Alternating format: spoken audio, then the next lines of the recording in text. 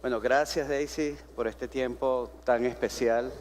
Quiero, antes de presentar la actividad, poner un poquito de contexto de dónde nace lo que hoy vamos a escuchar, ¿no?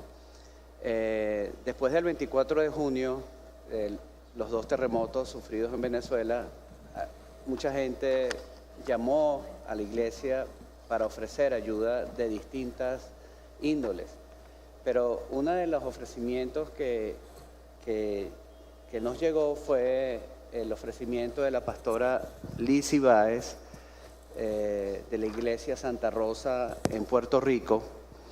Y ella organizó un conjunto de profesionales de Puerto Rico de las ciencias de la salud, psicólogos y especialistas en el área de salud mental, y organizó este grupo de profesionales que nos ha brindado apoyo a todos los que hemos estado en este primer frente de batalla y a muchos hermanos de la congregación. Yo quiero decir que ellos han estado trabajando de manera intensa para ayudar a sus hermanos venezolanos, a sus hermanos de la iglesia Las Acacias. Y quiero agradecer a la pastora Lizzy por esta iniciativa, por haber generado esta actividad, grupo de hermanos nuestros de Puerto Rico que han estado ayudándonos en esta emergencia que hemos tenido como país. Parte de la atención ha sido no solo, bueno, en el tema de atención psicológica, sino un conjunto de talleres que hemos programado para los que estamos aquí en vivo en el día de hoy, pero también para la comunidad que nos escucha a través de la plataforma Zoom.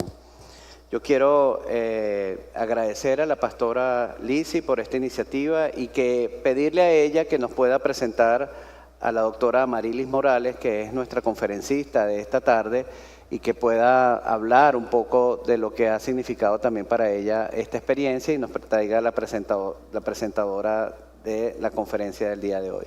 Pastora Lizzy, no sé si usted me está escuchando. Sí, le escucho muy bien. Estamos más que honrados y es un privilegio estar con ustedes. Enviamos un abrazo fuerte y cálido a la Iglesia Evangélica Pentecostal de Las Acacias y sobre todo a su piadoso y respetado pastor, el reverendo Samuel Orson. También a todo su liderato.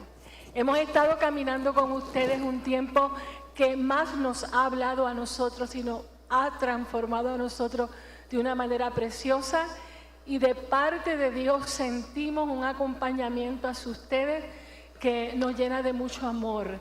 Así es que, mis amados hermanos, admiramos su fortaleza, su valor, y para eso estamos aquí, para servirles, como nos dice la palabra. El ministerio nuestro se llama Ministerio para el Fortalecimiento Integral en Emergencias, Sostén. Así es que ustedes han escuchado esa palabra bastante en estas últimas semanas.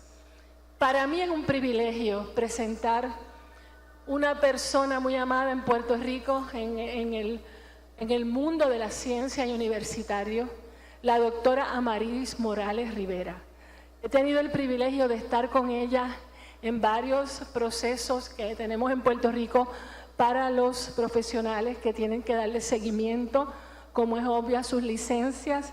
Y no es solo su sabiduría, su humildad y lo cercana que es a cada uno de los estudiantes que tienen ese momento, sino también su espiritualidad. Cuando la conocí sabía que estaba delante de alguien muy especial. Llamarla después de muchos años y que inmediatamente nos dijera sí a esta iniciativa ha sido un privilegio. ¿Quién es la doctora Amarilis Morales Rivera? Ella es muchas cosas, pero vamos rapidito a leerle esta síntesis para entregarle a ella su participación, que tanta urgencia tenemos de un tema tan importante como este. Es para nosotros un verdadero privilegio presentarles a la doctora Amarilis Morales Rivera, PhD en farmacología y toxicología con especialidad en neurobiología de la adicción del recinto de ciencias médicas de la Universidad de Puerto Rico. La doctora Morales Rivera es neurocientífica y catedrática de la Universidad de Puerto Rico, recinto de Calley. Y cuenta con más de una década de experiencia en docencia universitaria, investigación y mentoría de estudiantes. Su trayectoria académica y científica comprende áreas como la neurofarmacología, la neurobiología de la adicción, la psicofarmacología y las neurociencias aplicadas a la salud mental. Ha participado en investigación científica, publicaciones relacionadas con estos campos, incluyendo estudios sobre los mecanismos neurobiológicos vinculados a la conducta, la ansiedad y la adicción. Pero hay algo particularmente importante para el encuentro que nos reúne hoy. La doctora Morales Rivera ha integrado su formación científica con una profunda vocación educativa y comunitaria, utilizando la neuroeducación como una herramienta para ayudarnos a comprender las respuestas del cuerpo y de la mente ante el trauma, favorecer la regulación emocional y fortalecer el acompañamiento a las personas en contextos de emergencia y vulnerabilidad. Además, a través de su trayectoria docente, ha contribuido a la formación y mentoría de numerosos estudiantes e investigadores, labor que continúa realizando con mucho amor en la Universidad de Puerto Rico y el recinto de Calley. Para nosotros, el Ministerio para el Fortalecimiento Integral en Emergencia, SOSTEN, constituye un honor contar con una profesional puertorriqueña que ha puesto generosamente su preparación, experiencia y vocación de servicio al alcance de esta iniciativa de acompañamiento para nuestros hermanos venezolanos que nos han arropado el corazón. Doctora Amarilis Morales Rivera, gracias por aceptar esta invitación y por acompañarnos. Es un privilegio recibirla. Bienvenida.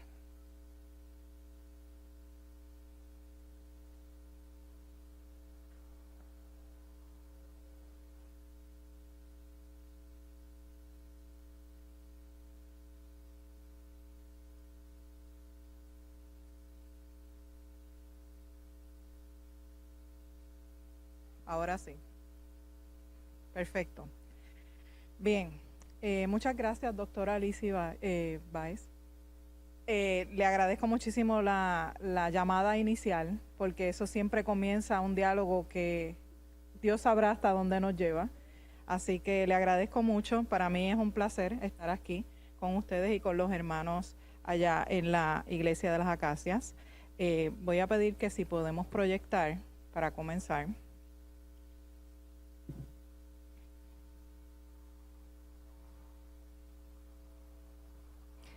Yo he sido educadora por espacio de aproximadamente 15 o 16 años y siempre para mí es importante, ¿verdad?, esa teoría que nos ayuda a entender muchas otras cosas detrás de lo que está ocurriendo. Así que para mí es un placer presentarles una parte que es lo más que me apasiona de mi trabajo, que es la educación. Este es el objetivo que nos hemos trazado para la tarde de hoy. Vamos a tratar de ofrecer ese espacio para poder comprender desde la teoría qué está pasando, qué pasó antes, durante y luego de la emergencia y cómo la relación entre cuerpo y mente está ligada entre sí.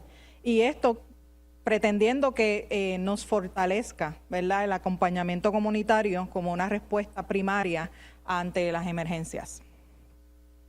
La estructura inicial general que voy a presentar a continuación comienza con 4 módulos esencialmente que yo he diseñado de manera tal que nos lleve poco a poco a entender muchas cosas de las que hemos estado viviendo en los pasados meses.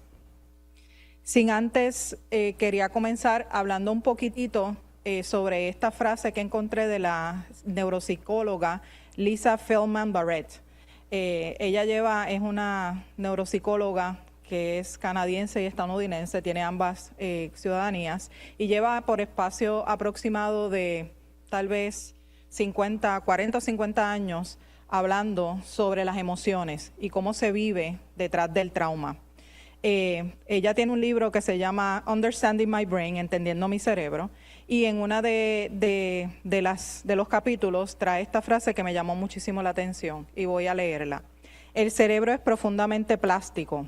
Así como aprendió a activar la alarma de supervivencia, tiene la capacidad exacta para devolvernos la paz y la calma. Y esa frase me llamó muchísimo la atención porque habla de un fenómeno que hace tal vez 20 años atrás no conocíamos tan bien como conocemos ahora. El cerebro es capaz de adaptarse a muchas cosas y lo hace desde lo más pequeño hasta lo más grande. Comenzando con esto, quería también esbozar en esta introducción un poco lo que son las teorías de la emoción. No voy a ir por todas estas teorías porque esto sería como 2 horas de clase más o menos. Pero sí voy a presentar esto como el preámbulo sobre lo que se establece en medio de una situación o un desastre, que es lo que pasa en nuestro cuerpo. Y quiero que se fijen en esta imagen y sobre todo en este león, ¿verdad? En casi todos los libros de neurociencia afectiva se nos presentan cuando tenemos una emoción fuerte o un evento fuerte como algo que nos va a dar miedo. Y qué más miedo que un león que puede venir, ¿verdad?, encima de nosotros. Y también para establecer que muchas de estas teorías se esbozan o nacen después de analizar cosas que nos dan miedo, que pueden ser tan sencillos como una cucaracha o una serpiente o cualquiera de esas cosas. Entonces, fíjense que comienza con un evento, ¿verdad? Algo que precipita algo que nos puede dar un miedo, que nos puede dar algo estresante. Y siempre va a haber una activación fisiológica, independientemente del teorista, ya sea en el 1884 o ya sea en el 1962, los teóricos nos hablaban ya de que había una activación fisiológica. Así que allá hay algo que está ocurriendo en el cuerpo inmediatamente, antes o después, y está ligado a una interpretación, que ahí es que viene el cerebro, y está ligado a la emoción. Y independientemente si usted lo ve antes o después, o sea, si el huevo vino primero o vino primero la gallina, todas estas cosas van a ocurrir, ¿ok? Y por eso es importante mirarlas desde la perspectiva de que cuando ocurre un evento de desastre o le tenemos miedo a algo, es el mismo concepto el que se activa en el cerebro y en el cuerpo.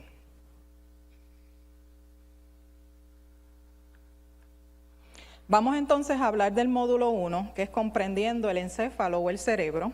En este caso voy a hablar un poquito de cómo se conceptualiza la emergencia desde el punto de vista neuropsicológico. Luego voy a ir sobre lo que sería la sobrevivencia, cómo el cerebro la detecta, los cambios a nivel de aprendizaje y memoria y las reacciones emocionales y a nivel de conducta, que están, ¿verdad?, íntimamente ligadas a ese proceso fisiológico. Una emergencia para nuestro cerebro ocurre cuando él percibe un peligro. Y ahorita les dije que puede ser un león, pero puede ser un lagartijo, pero también puede ser una cucaracha. O también puede ser coger curvas, ¿verdad? Yo tengo una amiga que le detesta coger curvas y su ritmo del corazón se acelera si sabe que tiene que coger un brinquecito que me está llevando. Si se acelera, ¿verdad? Su corazón, si de repente sabe que tiene que coger una ruta con curvas, ¿ok? Así que cuando el cerebro percibe el peligro, interpreta que hay una seguridad que no está, ya no se siente seguro en ese entorno y necesita responder rápido. En ese momento, lo más importante para nuestro cerebro es sobrevivir, y eso es lo que hace, tratar de manejar todas las energías hacia sobrevivir y protegerse. Así que todas las funciones que son complejas para nuestro cuerpo se limitan o disminuyen considerablemente. Solamente está pendiente a cualquier cosa que pudiese ser una amenaza y eso va a cambiar muchas cosas, emociones, atención, memoria, juicio, conducta, todo eso va a estar ligado. Aquí les he colocado una imagen de un cerebro con estructuras que son bien importantes durante este proceso. Cuando hay ese león, imagínense ese león bien grande que viene para encima de nosotros, la corteza prefrontal, que es la parte, ¿verdad?, frontal de nuestro cerebro, usualmente nos ayuda a evaluar al juicio, a la planificación. Pues ella lamentablemente disminuye sus funciones porque planificar en esos momentos no es parte de una respuesta de sobrevivencia. La amígdala, que la vamos a conocer muchísimo durante este proceso, es una estructura cuyo nombre se le dio porque parecía una almendra, ¿verdad? Parece una almendra anatómicamente hablando. Ella es un respondedor emocional. Y la amígdala es muy buena para decirnos cuando hay peligro, pero cuando no la podemos apagar o cuando ella se queda en control de lo que está ocurriendo, es peligrosa. También tenemos el hipocampo, que está muy asociado a memoria, ¿verdad? Los procesos de consolidación de memoria. La ínsula, que no se escucha muchísimo, pero nos ayuda a integrar lo que es las señales corporales o lo que está ocurriendo dentro de nuestro cuerpo que a veces no sentimos. El hipotálamo está ligado, es un enlace entre el cerebro y el sistema endocrino, así que nos ayuda mucho a las respuestas que son endocrinas de estrés. Y por último, el tronco encefálico, y ese es, ¿verdad? Lo tenemos ahí conectando lo que sería nuestra computadora más importante, que es el encéfalo o el cerebro, con el resto del cuerpo. La secuencia de respuesta incluye todas estas estructuras. Piense usted, ahí le puse el leoncito nos va a acompañar durante todo este camino, pero piense usted en cualquier amenaza natural o cualquier cosa que puede provocar estrés o miedo, ¿verdad? Esa respuesta. ¿Qué pasa? Que la amígdala dice ahí, a través de los ojos o de nuestros sentidos, en general, nosotros detectamos que algo va a pasar, ya sea por nuestras memorias previas o por lo que estamos viendo, y la amígdala toma el control, ¿verdad? Detecta y de forma automática empieza a enviar señales al resto del cuerpo, que incluye el hipotálamo porque ellos están en próxima cercanía, y el hipotálamo entonces empieza a lanzar respuestas endocrinas, químicos, hormonas de estrés. Y eso nos va a dar la primera respuesta inmediata, la aguda. Esa respuesta inmediata es la de lucha, huida o bloqueo. ¿Okay? Si uno lo piensa en el concepto del león, si el león venía para encima de uno, todo lo que va a ocurrir es que o peleo, ¿verdad? En el tiempo primitivo, o peleaba en contra del león, o corría, o me paralizaba y no hacía nada. Eso es exactamente lo que hace el cuerpo, como respuesta primaria. Mientras eso está ocurriendo, cosas como la adrenalina y el cortisol, que los conocemos hace muchísimo tiempo, están en un aumento significativo. ¿Por qué? Porque ahorita más adelante vamos a ver que fisiológicamente se están preparando para luchar, para huir o para quedarse quietos. La corteza prefrontal, como les dije, como son planificación ejecutiva y todas estas cosas que hay que hacer, ¿verdad? Con juicio y planeamiento, él baja de nivel. No está listo para formar parte de la emergencia. Así que en ese momento no es que se apaga, el cerebro nunca se apaga, pero la parte frontal se disminuye en su respuesta. Así que cuando aparece una amenaza, el cerebro no espera a tener toda la información. Lo que hace es que activa todas las alarmas físicas y químicas. Eso puede salvar vidas, pero también eso hace que nuestras decisiones, la exactitud y la precisión en la cual nosotros ejecutamos una conducta se vea afectada. También influye a cómo de ahí en adelante vamos a percibir el peligro. Y eso es bien importante. ¿Por qué? Porque hasta ese momento que no habíamos visto un león que viniera para encima de nosotros, tal vez el caminar por la pradera no era tan complicado y no le poníamos tanta emoción a ese evento. Sin embargo, luego de que hay un desastre, una emergencia o un león que nos quiere perseguir, evaluamos el peligro fijándonos en lo que puede ser algo que nos va a hacer daño más adelante. Así que la evaluación del potencial peligro se convierte en algo más grande, en un evento muchísimo más grande. Número uno, porque estamos bajo control hormonal y control de hormonas que están todo el tiempo diciéndonos a nosotros que hay peligro. Eso no se ha apagado, ¿ok? No tenemos la parte del cerebro que nos dice si la amenaza es real o no. Eso no lo podemos hacer porque esa parte está bajita. Entonces, pues a ese momento todo es amenaza, ¿verdad? Así que la percepción del peligro se ve debilitada. Además de eso, vamos a tener muchas cosas que nos están diciendo constantemente que puede ser peligroso. Así que, y lo voy a abordar un poco más adelante, noticias, radio, la gente, esto va acumulando también algo en nuestro cerebro diciéndonos sigue siendo el peligro. Así que ese switch o ese interruptor se mantiene prendido. Y finalmente, el punto 5 que tengo en esta diapositiva, que nos dice 2 personas, 2 respuestas. Nosotros todos somos, por la gracia de Dios, completamente diferentes, todos.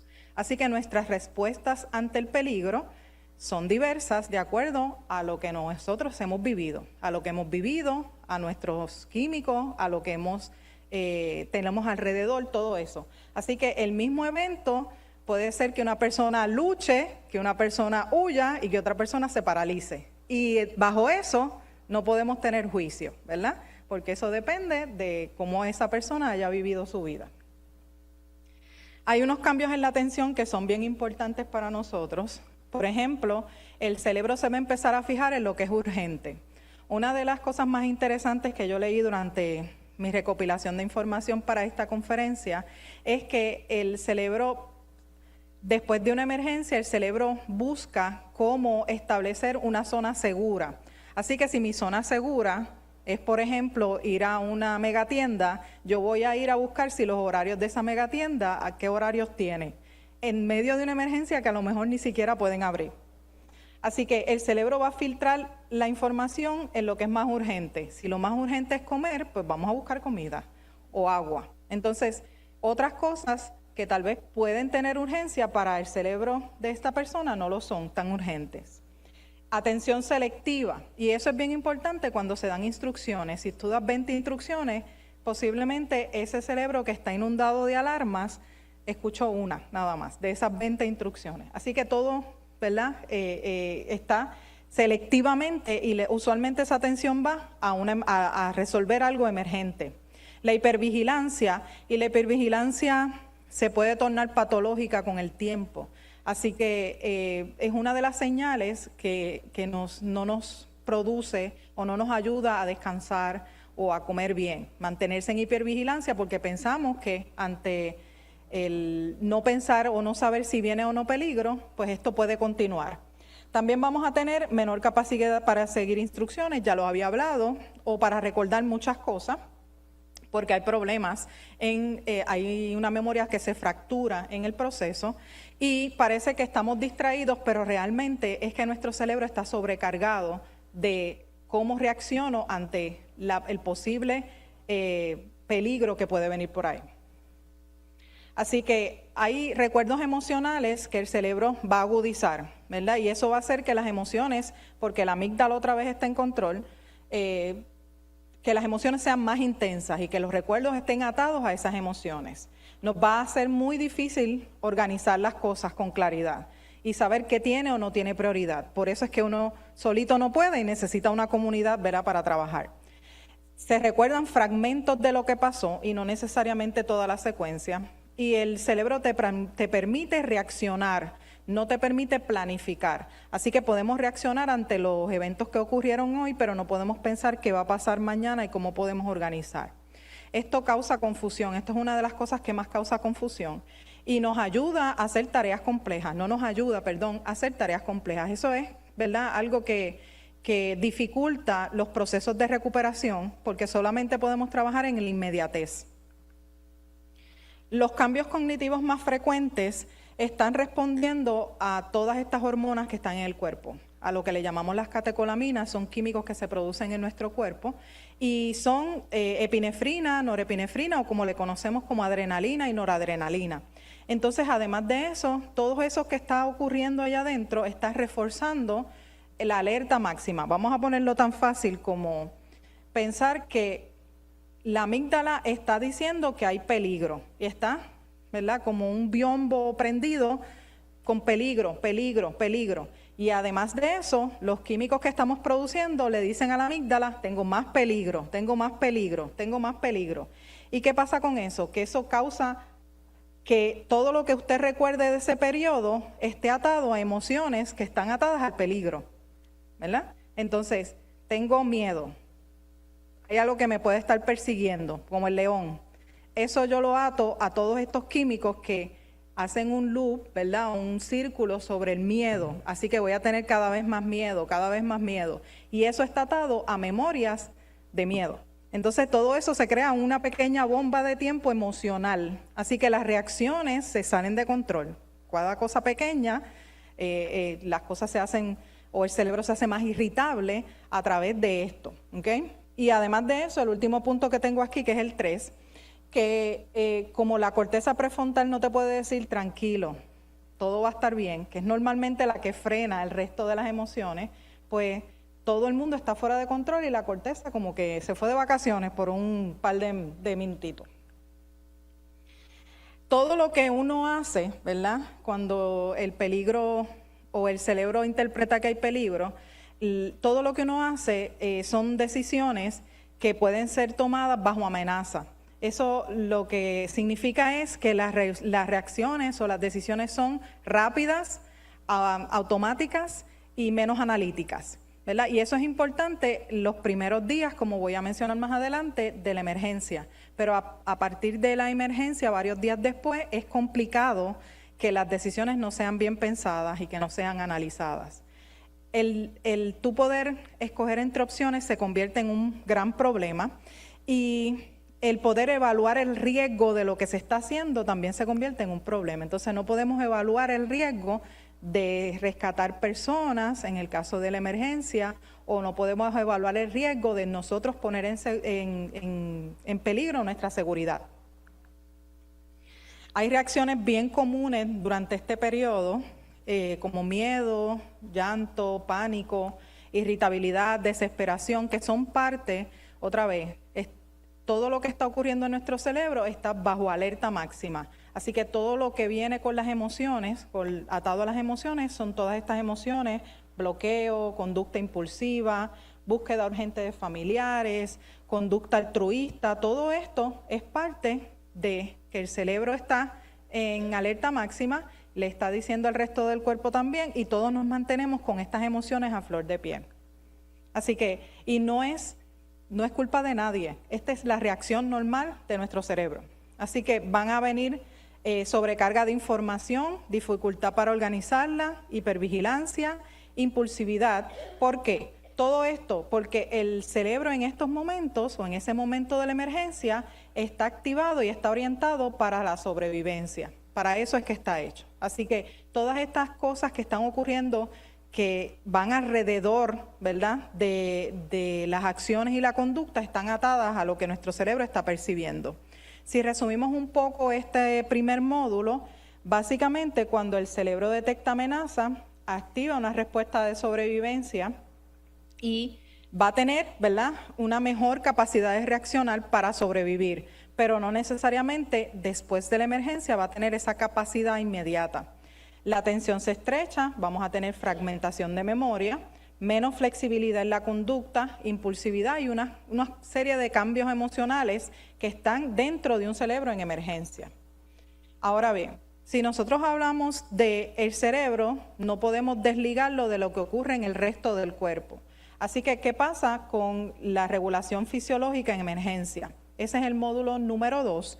Y vamos a hablar de lo que es la respuesta inmediata al estrés versus la respuesta que es prolongada. ¿Qué pasa en nuestro cuerpo? Esos signos fisiológicos.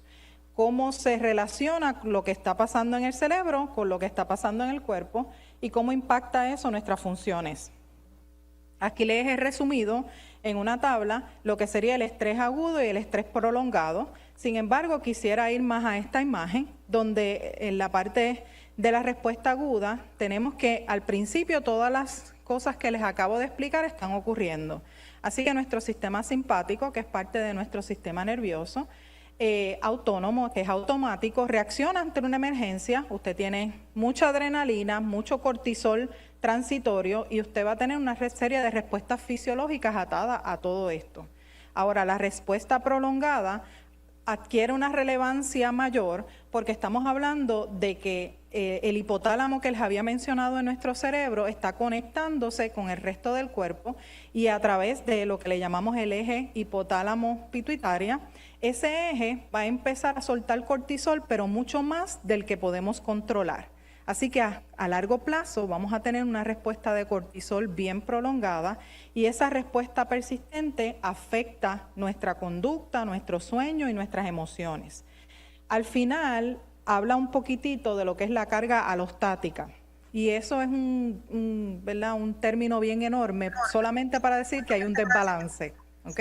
Hay un desbalance completo porque quienes estaban en control ya no están en control y quienes están en control son puramente emociones y memorias emocionales. Así volvemos otra vez a nuestro cuento inicial del león.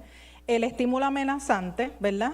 La amígdala lo recibió, detecta ese estímulo amenazante y le envía la información al hipotálamo, y el hipotálamo inicialmente lo que va a hacer es que va a comunicarse con el resto del cuerpo y vamos a tener por un periodo de tiempo mucha adrenalina y mucho cortisol manejando todas nuestras conductas.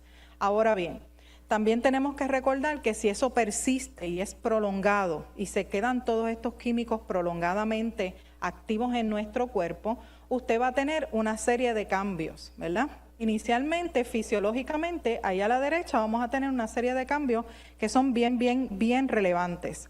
Estos cambios, y a mí me da hasta risa comentarlo, porque todos estos cambios los vamos a hacer una comparativa cuando estamos enamorados, ¿verdad? Y eso es la forma en que nuestros estudiantes recuerdan cómo son estos cambios fisiológicos de huida o de amenaza o de lucha.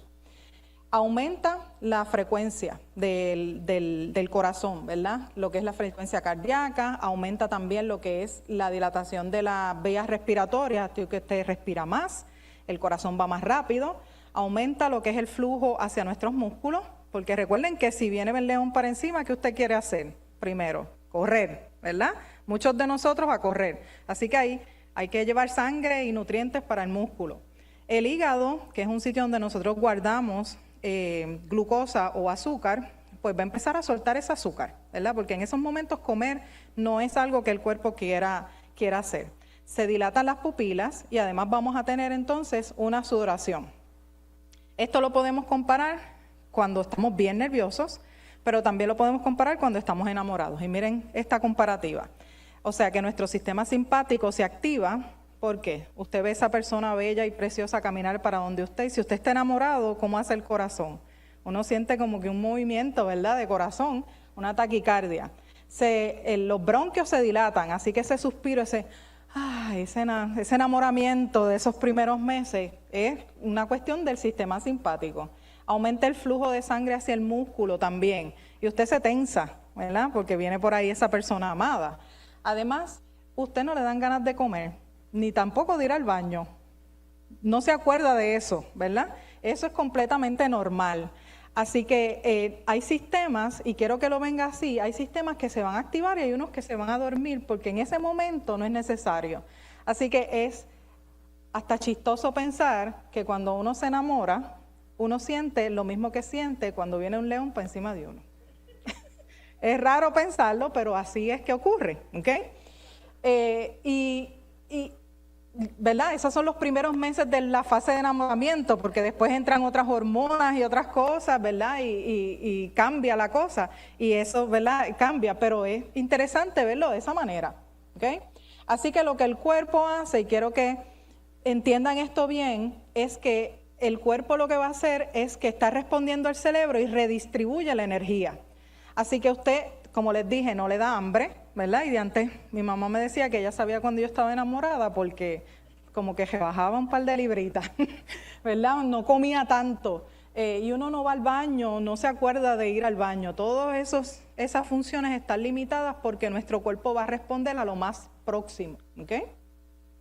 Ahí tenemos el eje hipotálamo-hipófisis o pituitaria suprarrenal, que ese es el que se queda prendido en un estrés crónico, ¿verdad? Entonces abajo tengo una frase que también es importante, que el problema no es que este sistema se active, porque si nosotros aquí en Puerto Rico, que algunas personas conducen bien dementemente, si usted está conduciendo por ahí y usted va bien feliz guiando, como yo venía por ahí, siempre hay alguien que va con prisa o que se le olvida que iba a ir para un sitio o va para otro sitio. Siempre hay gente con prisa y uno pasa más sustos de los que uno quisiera. Así que en el primer bocinazo, ¿verdad?, cuando yo estoy allá con mi karaoke encendida, en el primer bocinazo ya el eje hipotálamo hipófisis suprarrenal se prendió, porque en ese bocinazo uno piensa, algo pasó, ¿verdad? Un frenazo.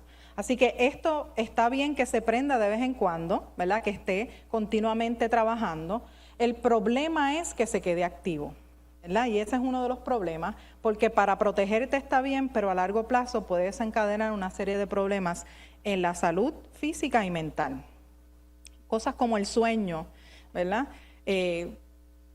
Los que somos educadores tenemos esto impedido grandemente, ¿verdad? Porque nosotros dormimos muy poco, pero el sueño es algo bien importante, ¿verdad? En un proceso de recuperación de una operación reciente que yo tuve, lo más que me decía la doctora es que tienes que dormir mínimo 8 horas. Y yo me sentía como perdida, porque como yo llevo tanto tiempo siendo educadora, uno llega a la casa y lo que hace es planificar y leer.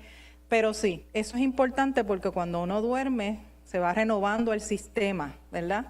Desde el cerebro hasta la puntita del pie. Y cuando hay emergencias prolongadas, el sueño se fragmenta, ¿verdad? Y no se entra en las etapas profundas del sueño. Se afecta el metabolismo y el apetito. Todo nuestro metabolismo y toda la energía del cuerpo depende de lo que usted come, ¿verdad? Muchas cosas dependen de eso. El sistema inmunológico, yo le digo a mis estudiantes que se va de vacaciones. Y es ¿por qué se va de vacaciones? El sistema inmunológico es uno de los más potentes que hay en nuestro cuerpo. Pero cuando nosotros estamos bajo un estrés prolongado, baja la inmunidad y entonces la propensidad a adquirir infecciones aumenta grandemente. Eso es peligroso, ¿verdad? En escenarios donde pudiesen haber heridas y donde pudiesen haber condiciones que tienen que tratarse a lo largo del tiempo. Además, hay un cambio en la presión arterial y en los líquidos y a nivel de energía, que es el último que le voy a mencionar, el nivel de la energía es importante porque en un estrés prolongado se llega a la fatiga. Si no podemos apagar esa amígdala, se llega a la fatiga porque estamos utilizando más energía, no estamos comiendo bien, no estamos reponiendo nuestro sueño, ¿verdad? O reponiendo nuestras células y nuestro metabolismo no se está moviendo bien. Entonces, lo que es el estrés prolongado se puede convertir en fatiga. Tratamos de adaptarnos a ese estrés prolongado, pero nuestro cuerpo no está diseñado para trabajarlo. Así que tratamos de llegar a una homeostasis que no es saludable. El estrés altera ese equilibrio para responder al peligro. Si nosotros logramos resolver ese peligro que estamos detectando, esa señal de peligro, se vuelve todo a regular. Y si no, pues hay un costo fisiológico para esto. Resumiendo este segundo módulo, ¿verdad? En una emergencia el cuerpo activa primero una respuesta rápida mediada por un sistema nervioso simpático y eso hace una serie de cambios fisiológicos que aumenta la frecuencia cardíaca, la respiración, hay más glucosa disponible y más oxigenación, pero si esto persiste, pues entra en juego otro eje importante endocrino que sostiene entonces esa adaptación por un periodo de tiempo y si eso se sigue manteniendo así, pues vamos a tener entonces unos efectos fisiológicos en la energía, en el sistema inmunológico y en el manejo, ¿verdad?, del sueño o la frecuencia de sueño. Entendido. El módulo número 3, que es después de la emergencia, que es posiblemente, ¿verdad?, muchas de las cosas que hemos estado viviendo en los pasados meses. ¿Qué pasa las primeras horas y días? Vamos a estar viendo, luego las semanas posteriores y luego de meses posteriores qué está pasando, ¿verdad?, de manera general. Después de la emergencia, aún después de la prolongación del estrés, podemos sentir que no está seguro todavía la persona, no se siente seguro todavía. Eso lo que hace es que mantiene ese sistema de alerta encendido. El cuerpo y la mente siguen intentando reorganizarse y retomar la acción del resto de nuestro cerebro. Y cuando cesa el peligro, aún así hay signos emocionales y fisiológicos que no se han ido. Vamos a tener, ¿verdad?, reacciones emocionales, cognitivas, físicas y sociales. Y hay una minoría, según la Organización Mundial de la Salud, que va a desarrollar trastornos mentales. Ya habíamos visto esta imagen, ¿verdad?, sobre la respuesta aguda versus la prolongada. Y lo que ocurre de manera aguda, los primeros días o horas, vamos a tener llanto y fragilidad emocional, desorientación y confusión, insomnio o sueño fragmentado y la hipervigilancia de la que les había dicho, porque todo parecería ser grande, ¿verdad? Y síntomas físicos como la fatiga, dolor y tensión corporal. Ahora, cuando nos vamos al diagrama de la segunda parte, que ya estamos hablando que involucra las hormonas a largo plazo y el cortisol a largo plazo, entonces vamos a tener inclusive duelo, por bienes o por la rutina o por seguridad, cansancio físico y mental acumulado, retraimiento y aislamiento social, dificultades familiares, escolares y laborales, y podríamos tener disminución en la motivación y la esperanza. Esto, ¿verdad? Estamos hablando de semanas luego del acontecimiento. A nivel prolongado, la Organización Mundial de la Salud determina, ¿verdad?, que en muchos estudios que he estado revisando en los últimos días, que más o menos 1 de cada 5 personas puede desarrollar trastornos de salud mental. Por un miedo persistente, ansiedad persistente, todo esto que usted ve en estos recuadros es cuando ese interruptor se ha mantenido prendido demasiados meses, ¿verdad? Y no hemos buscado las formas adecuadas de apagar poco a poco ese interruptor. Tampoco es como un interruptor que usted prende y apaga. Eso es, ¿verdad?, como poquito a poco que se va apagando. Para poder lograr esto, lo que dice la neurobiología, ¿verdad?, para ir poquito a poco apagando ese interruptor, es importante como hacer ground, como volver, ¿verdad? Y para eso se propone en la literatura 3 cosas. Número 1, seguridad, de diferentes formas, la seguridad uno la interpreta de diferentes formas. Conexión interpersonal y regulación del estrés y del afecto. Lo primero que presenta la literatura es sentirse seguro. Y la seguridad es como el dolor. Es perceptivo, pero usted cuando va a un médico le dice cómo tú te sientes de dolor del 1 al 10. Y a lo mejor el mismo dolor en el mismo sitio, yo soy bien cobarde para el dolor. Así que el mío siempre es un 10, confesada. Ahora, mi esposo es mucho menos susceptible al dolor y él tarda lo último para ir a una sala de emergencia y cuando llega me dice un 3. Yo, pero ¿por qué le dices un 3? Nadie me va a creer que esto es una emergencia, ¿verdad? Entonces, el sentirse seguro es como el dolor. Es objetivo y subjetivo, ¿verdad? Hay unas fibras de dolor que se están dando y igualmente hay unas áreas de dolor que tú estás, de seguridad que tú estás sintiendo, pero unas que estás percibiendo. No podemos desligar lo que pasó. Así que lo que tenemos en la memoria influye sobre cómo nosotros percibimos la seguridad. Pero si nosotros logramos sentirnos seguros, tanto objetiva y subjetivamente, la amígdala se va empezando a callar, poquito a poco, ¿verdad? En esa seguridad. Y al tú apagar la amígdala, yo siempre he dicho, ¿verdad? Y esto, tal vez mi profesor de neurobiología, el doctor Ortiz, se moriría si me escucha diciendo esto, pero yo siempre he dicho que la amígdala es como el chismoso, porque él se prende y le inunda todo lo que hay alrededor de él y manda señales para el resto del cuerpo. Entonces, así mismo es. Pero si tú logras ir hacia donde esa persona y tratar de desvincular ese chisme de la red del chisme, pues yo creo que puedes terminar con el problema, ¿verdad? Entonces, el tú sentirse seguro empieza por apagar la amígdala. La amígdala no se puede apagar porque es un sentido de protección que tenemos, pero para disminuirla, para que no esté alerta todo el tiempo. Además de eso, la conexión interpersonal, ¿verdad? Los vínculos seguros y el apoyo social, las redes de apego y regulación emocional. Todo eso baja el eje de estrés prolongado. Así que no solamente vamos apagando poco a poco la reactividad de alerta de la amígdala, sino que nuestro sistema corporal también va bajando. La evidencia muestra que sentirse conectado, acompañado y con acceso a apoyo social es uno de los factores protectores para reducir los síntomas post-trauma. Así que sentirse acompañado, ¿verdad? Y yo creo que en eso la pastora Lizzy Báez ha estado, ¿verdad?, en esta iniciativa para poder sentirnos nosotros acá y ustedes allá acompañados por nosotros. Regulación del estrés y el afecto. Hay que inducir, ¿verdad? Y esa no es mi área de preparación, yo solamente estoy presentando lo que la neurobiología nos enseña, prácticas que regulen la calma, ¿verdad?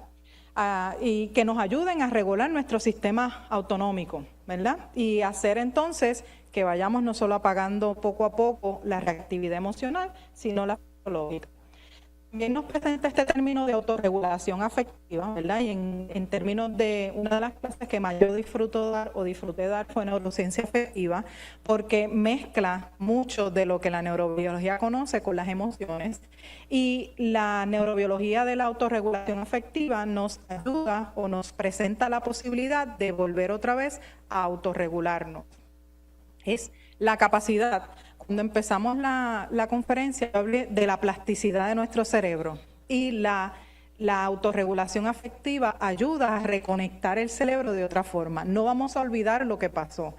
Yo trabajé por espacio de 8 años con la doctora Maldonado del recinto de Río Piedras, y su teoría, ella me dice, tal vez no me sobre la vida para yo poder probar que en el caso de una memoria de adicción o de trastorno de abuso de sustancias, una persona puede reconstruir una plasticidad cerebral y crear memorias sobre las que ya tenía.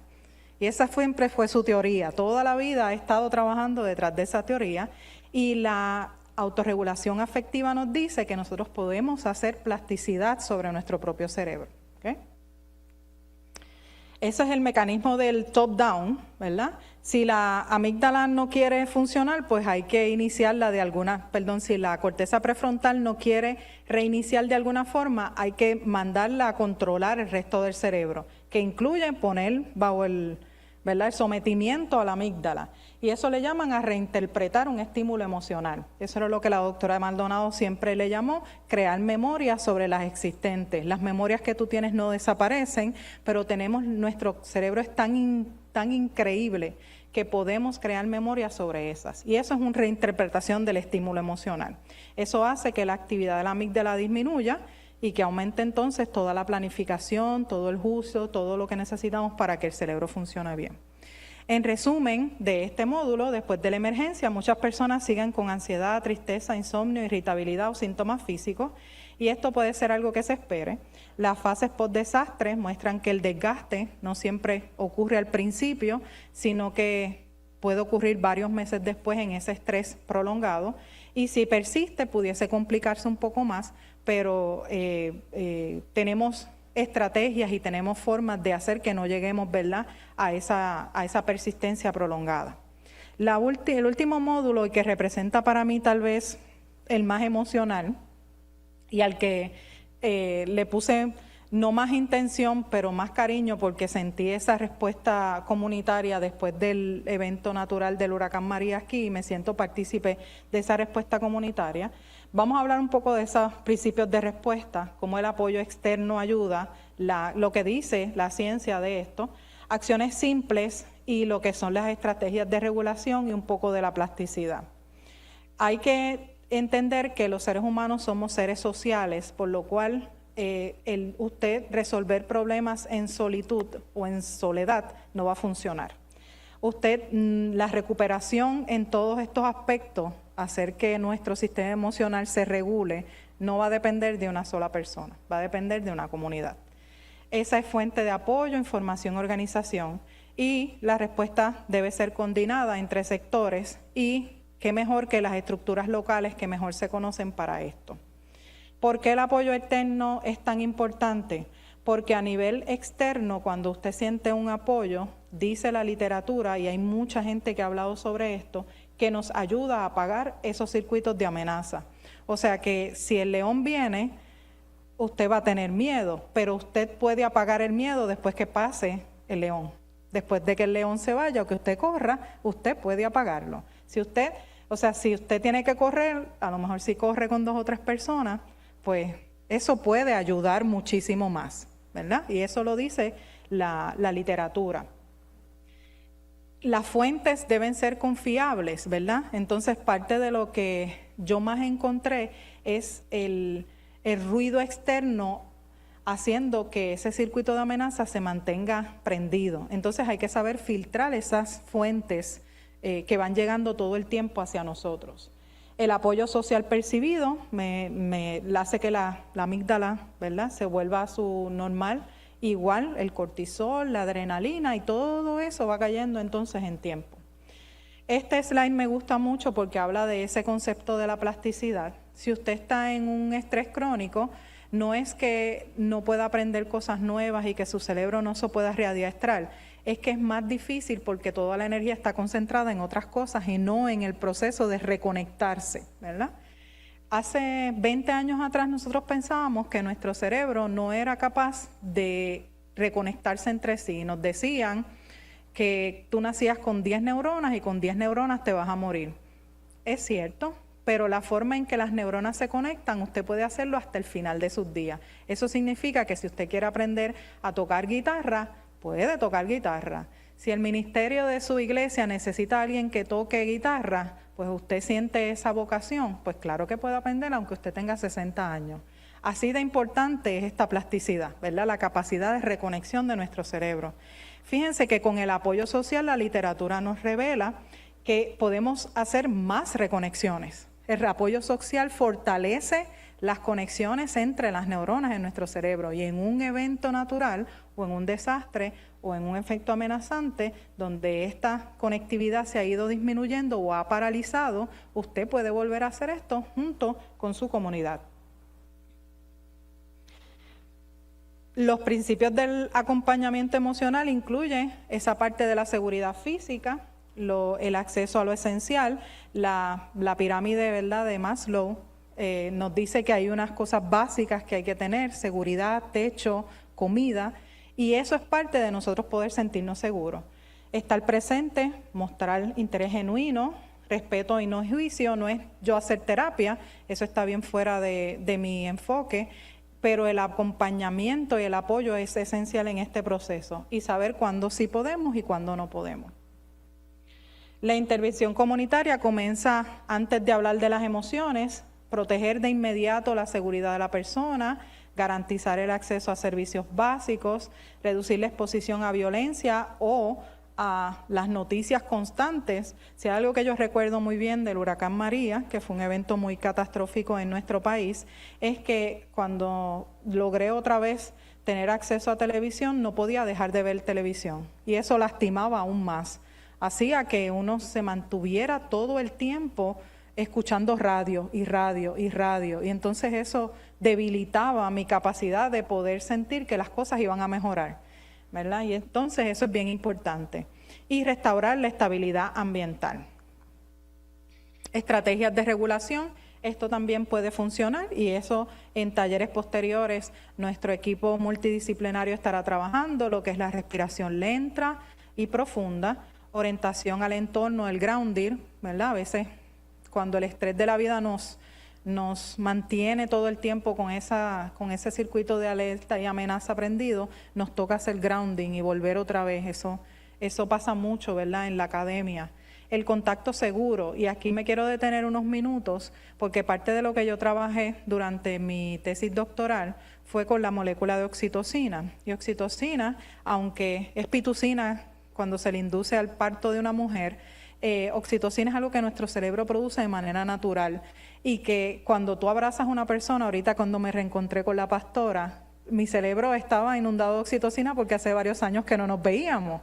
Entonces el contacto natural con los seres humanos aumenta las endorfinas, nos hace sentir agradables, nos hace sentir en bienestar y oxitocina se cuela por ahí, ¿verdad? Entonces el contacto es importante, ¿verdad? Una vez uno le pregunta a la persona, ¿puedo abrazarte? ¿Verdad? Ese confirmación o una mano en el hombro, eso es bien importante para aumentar aumentar el flujo de todos estos neuroquímicos que son buenos para nosotros. También pausar es importante. Yo trabajo en un recinto hermoso de la Universidad de Puerto Rico, en Calley, y ese recinto está lleno de naturaleza y en algunas ocasiones yo tengo que pausar porque el día ha estado muy ajetreado y camino por el recinto y ver la naturaleza, restaurar la naturaleza, mirar las cosas sencillas que Dios nos ha puesto en este mundo. Eso hace que uno vuelva otra vez y restaure y ya vea con más claridad. Por lo tanto, ¿verdad?, como que va desligando esa amenaza de nuestra vida. Este último resumen, ¿verdad?, de la respuesta comunitaria fortalece el hecho de que el apoyo y la neurobiología lo establece y la ciencia también, que esto no es una cuestión, la recuperación no es una cuestión individual, sino que necesitamos establecer redes de apoyo, seguridad y comunidades capacitadas. Quienes están más cerca pueden detectar cuando algo se necesita y poco a poco se pueden ir construyendo, ¿verdad?, respuestas más efectivas entre que vamos apagando poco a poco ese circuito de alerta y que vamos retomando entonces los circuitos de planificación. Por último, yo quería compartir con ustedes, este es el barrio donde yo me crié toda la vida, en Comerío, Puerto Rico. Es un sector rural hermoso, nosotros tenemos una finca hermosa en este sector rural y es donde vivo actualmente y donde vive mi mamá. Esto fue el día después del huracán María, ¿verdad? Entonces, para mí todavía, ¿verdad?, ejerce emociones ver esta foto. Y muchos de los que estamos aquí en la iglesia Santa Rosa lo sentimos igual, porque así se veía, ¿verdad? Y fue bien fuerte ver la familia y la comunidad en estas condiciones posterior, y eso se tomó desde el balcón de mi mamá. Mírenlo en enero, qué cosa más hermosa. ¿Okay? Entonces, con esto quiero concluir para decirles a ustedes que la naturaleza siempre nos da las mejores secciones y las mejores lecciones de la vida. Mire el proceso de reconstrucción de en 5 años cómo se ve esa finca nuevamente. Es más, ahora está más difícil de trabajar que antes, porque ahora hay más árboles, hay más hojas, tenemos más animales. Miren cómo la naturaleza y cómo Dios nos permite ver la reconstrucción. Y eso es posible también en el caso de nosotros. Y quiero concluir con esta cita de Romanos, que para mí es bien importante, y la voy a leer. Romanos 5, 3 al 5. Y no solo esto, sino que también nos gloriamos en las tribulaciones, sabiendo que la tribulación produce paciencia, y la paciencia carácter probado, y el carácter probado esperanza, y la esperanza no desilusiona, porque el amor de Dios ha sido derramado en nuestros corazones por medio del Espíritu Santo que nos fue dado. Y con esto les digo una frase muy importante para mí que me ha conducido en muchos momentos en los que las cosas se ponen difíciles, y es que la esperanza no defrauda jamás. Muchas gracias.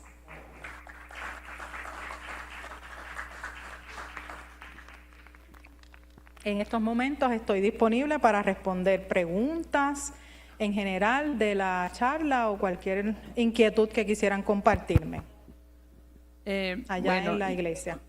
Quisiera decirle a la doctora Amarilis que muchísimas gracias, de verdad que es bien ilustrativa. Yo creo que el conocimiento nos ayuda a vencer un poco el estrés, y me encantó cuando dijo que podemos armar nuestras memorias, ¿verdad? Y ¿qué pasó? Allá. Es bien importante pues todo eso que hemos aprendido.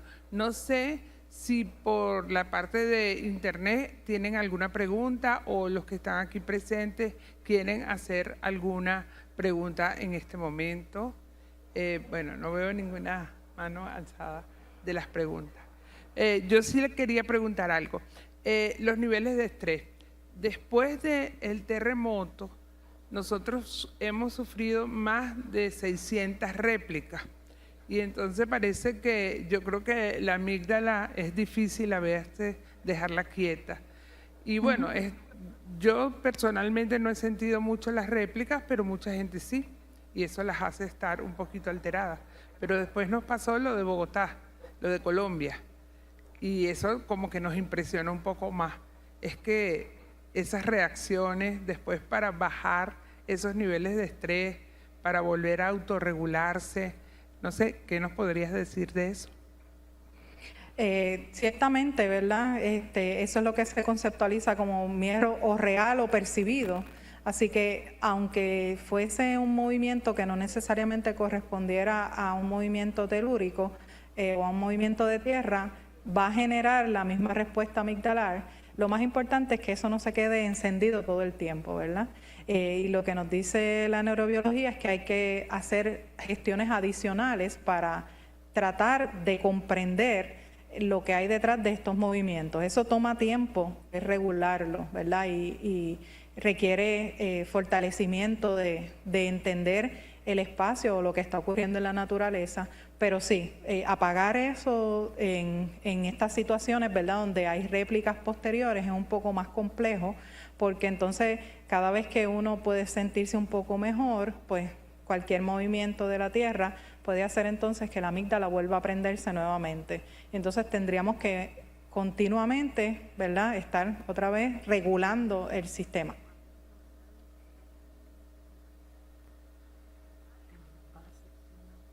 Ok. Tengo una pregunta aquí que nos llega por las redes. Dice, ¿cuándo es recomendable que una persona inicie el acompañamiento terapéutico con un especialista?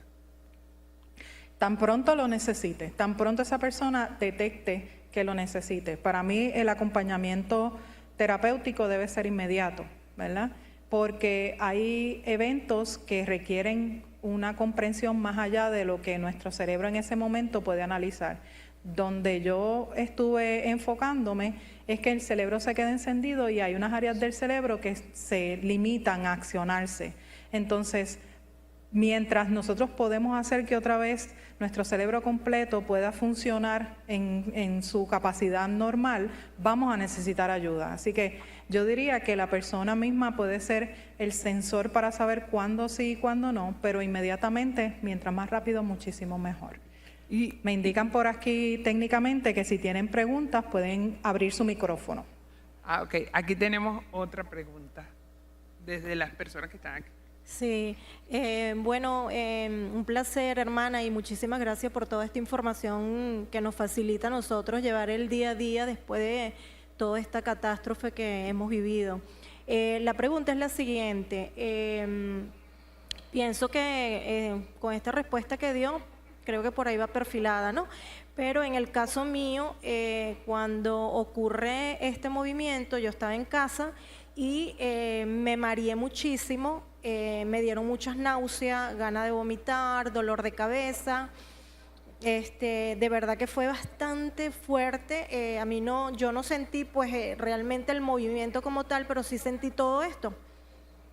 Ya ha pasado un mes y algo y la verdad es que sigo con esa situación, o sea, quizás a lo mejor ha ido mermando, pero luego después comienza a intensificarse un día, otros días no, y así voy como que jugando con eso. Y como usted dice, pues de la plasticidad en el cerebro, he ido como que yo misma no conocía ese concepto y pienso que lo he estado haciendo. Pero quería saber pues si tiene algo más que acotar respecto a lo que pudiera hacer para salir de ese cuadro, pues. Gracias. Claro, es una respuesta, quiero que entiendas, ¿verdad? Básicamente que es una respuesta normal de tu cuerpo. El que te sientas así es normal. Así que el reconocer que tienes esos síntomas es la primera fase de saber que es normal y que todo está funcionando como debe funcionar. Ahora bien, una vez reconocemos que eso que está ocurriendo es completamente normal, es saber cómo hacer que nuestro cuerpo deje de reaccionar a la adrenalina, porque todo lo que tú estás sintiendo son efectos de ese estrés prolongado, de cortisol, de adrenalina, de otros neuroquímicos de nuestro cerebro que están inundando nuestra fisiología particular. Así que tal vez es un grounding y posiblemente allá, ¿verdad? Y acá tengamos recursos para ayudarte en ese aspecto, es volver otra vez, reconocer que lo que sientes y lo que has estado sintiendo es normal y que mientras lo vayas reconociendo y lo vayas trabajando, va a ir disminuyendo considerablemente. Bueno, yo quería acotar cuando usted dijo sobre el apoyo externo y el apoyo social, que a veces cuando la misma persona no ve sus síntomas, si está en una comunidad, otros pueden reconocer ese síntoma y pueden ayudarlo. Ciertamente, decirle, mira, ¿no te parece? Y ayudarlo a buscar ayuda terapéutica. Sí. Eso es bien importante. El reconocer en otras personas, también en nosotros, y trabajar como una comunidad. Y eso es parte de ese fortalecimiento, ¿verdad? Que tal vez nosotros vemos cosas que otras personas no logran ver y es importante tener la susceptibilidad y tener la humildad para saber, ¿verdad? Cuando el hermano nos diga, tal vez deberías buscar ayuda o tal vez deberías, ¿verdad? conectarte con otras personas en un apoyo para que eso pueda, ¿verdad?, disminuir. Hay cosas como la irritabilidad que no son fáciles de distinguir, porque una persona que se mantenga con un humor irritable todo el tiempo, pues todo el mundo piensa que es un malhumorado, pero no necesariamente esa es la respuesta. La irritabilidad puede ser una respuesta directa a una tristeza profunda. Entonces todo eso, ¿verdad?, está ligado a emociones que están ligados a, ¿verdad?, otras cosas que están ocurriendo, que acontecieron. También no podemos desligar lo que nosotros somos. Lo que nosotros somos parte de un circuito de memorias que hemos creado. Yo tengo 45 años, así que yo llevo 45 años creando memorias, y todo lo que yo tengo en mi cerebro como memoria puede ser facilitador de yo entender procesos, pero también puede atrasar el que yo los entienda, ¿verdad? Nuestras memorias y nuestros recuerdos también son parte de nuestra vida. Así que, pues, ¿verdad?, hay que reconocer también que nosotros no somos solamente nosotros lo que somos ahora, sino que todo lo que hemos hecho también nos acompaña en la forma en que reaccionamos ante una amenaza o una emergencia. Por eso, como decía, hay gente que lucha, hay gente que huye y hay gente que se queda paralizada, ¿verdad? Bueno, viene un hermano a hacer una pregunta, pero yo quiero dar gracias por eso de las memorias, porque el estar aquí, el oír todo su disertación que nos nutre, nos da unas memorias que nos ayuda a reaccionar y a accionar de una mejor manera. ¿Pasa, hermano? Ok, muy buenas tardes a todos los presentes y los que están vía online. Fíjense algo bien importante.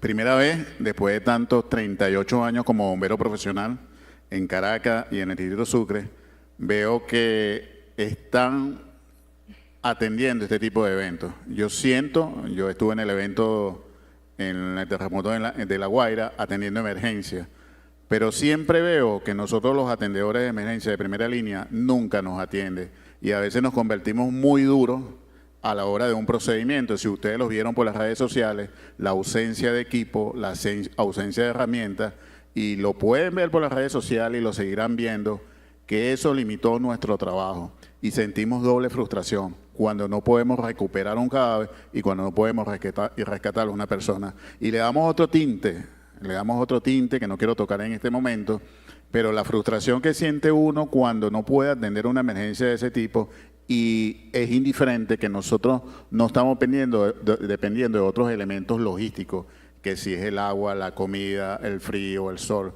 pero atender a la comunidad como tal, sin la utilización de los equipos, las herramientas y la tecnología, hoy en día nos crea a nosotros un gran estrés.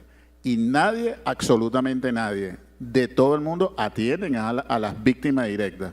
Pero nosotros que atendemos emergencia, absolutamente nadie nos atiende. Bueno, quisiera adelantar un poquito la respuesta, aunque quiero que la doctora nos hable y después la doctora Lizzy también. Lo estamos haciendo. Como iglesia estamos tratando. El grupo de Puerto Rico, el grupo Sostén, nos está dando apoyo, porque ellos trabajan con los que sostienen. Y bueno, nos interesaría escucharlo, hermano, ver. Tenemos un link donde la gente puede anotarse y buscar la ayuda. Pero ciertamente, los que están haciendo el trabajo directo necesitan muchísimo apoyo, porque es muy fuerte saber que no tienen el apoyo ni las herramientas precisas. Entonces, bueno, comentarios de usted, doctora. La naturaleza de los seres humanos, cuando hay este tipo de amenazas, sea, ¿verdad?, un rescatista o sea una persona coloquial, es altruista. Es una naturaleza bien regular de nuestro cerebro pensar en el altruismo, y eso puede ser utilizado efectivamente. Sin embargo, ¿verdad?, ocurrió en otros eventos, ¿verdad?, y hay mucha literatura sobre esto, como en el ataque a las Torres Gemelas, por ejemplo, donde los rescatistas se sintieron solos en el proceso de recuperación.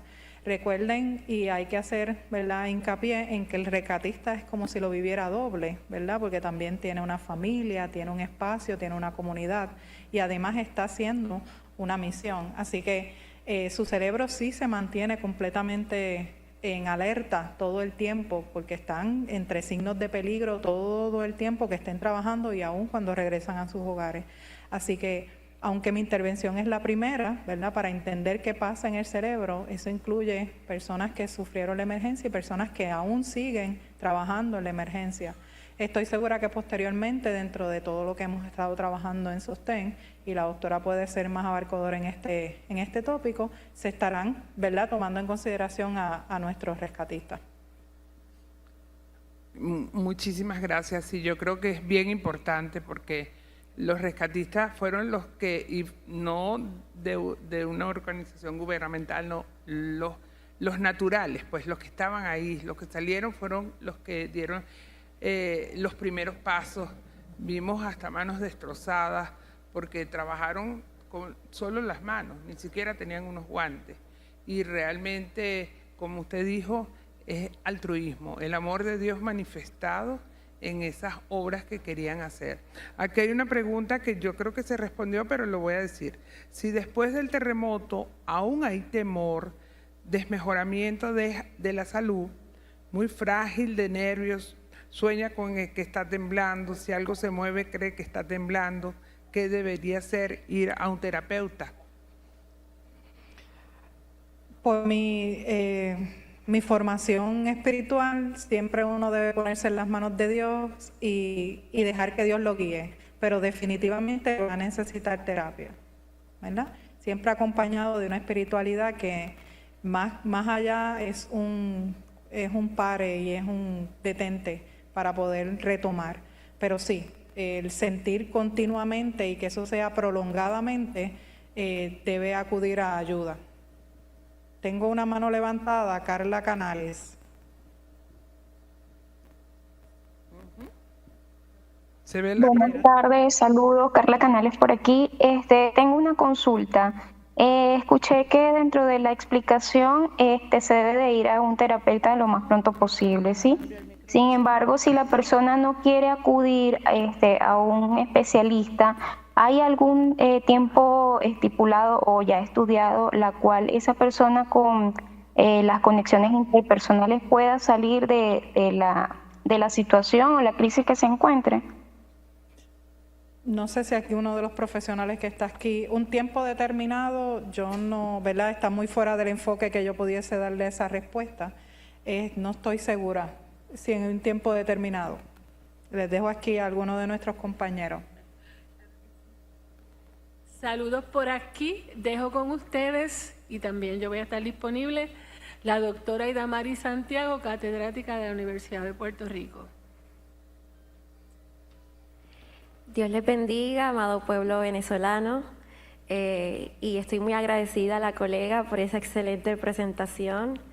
Es una muy buena pregunta, todas las preguntas que han hecho me parecen muy interesantes y muy importantes, y quiero atar todo lo que la profesora y la doctora nos ha hablado desde la parte de la neurobiología, atarlo con lo que tiene que ver con la clínica, ¿verdad? Y la parte emocional y psicológica. Ciertamente ya el enfoque de la presentación fue más biológico, más de cómo reacciona nuestro cerebro ante la emergencia, pero definitivamente también somos cuerpo físico, biológico, y también somos seres espirituales, por eso ella también lo menciona, y también somos seres psicológicos. Entonces, una de las cosas que a mí me gustaría transmitir y que muchos de los participantes que hemos tenido, nosotros, ¿verdad?, los psicólogos de Sostén hemos atendido, se han dado cuenta que la experiencia y el espacio de poder apalabrar,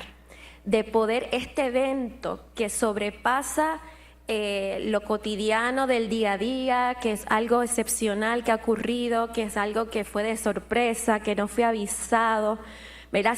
Se activa en nuestro cerebro todas estas cosas que nos explicó muy bien la doctora, pero cuando ya baje la situación crítica de la emergencia, nosotros tenemos que entender que el Señor, somos creyentes, nos dio el recurso de la palabra. Y el recurso de la palabra es importante porque nos ayuda a simbolizar algo que es muy fuerte, ¿verdad?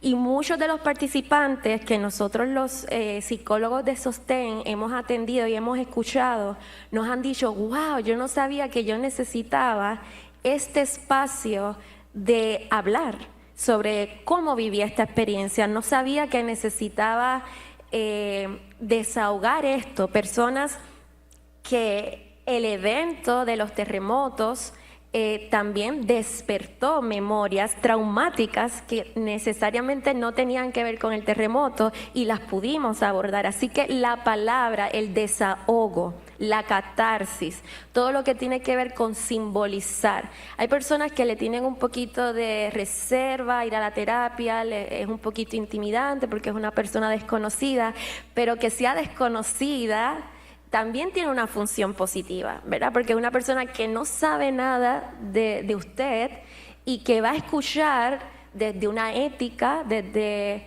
unos saberes, desde, en nuestro caso que somos profesionales cristianos, desde una sensibilidad espiritual, y usted va a tener la oportunidad de hablar sin reservas y sin sentirse juzgado. Así que el hablar con alguien es importante. Ahora bien, por eso nosotros también existimos, que estamos afuera del peligro de la situación de los terremotos, estamos en Puerto Rico, y el hecho de que nosotros seamos desconocidos en un sentido, pues también permite esa neutralidad en la escucha y esa confianza de que usted pueda abrirse.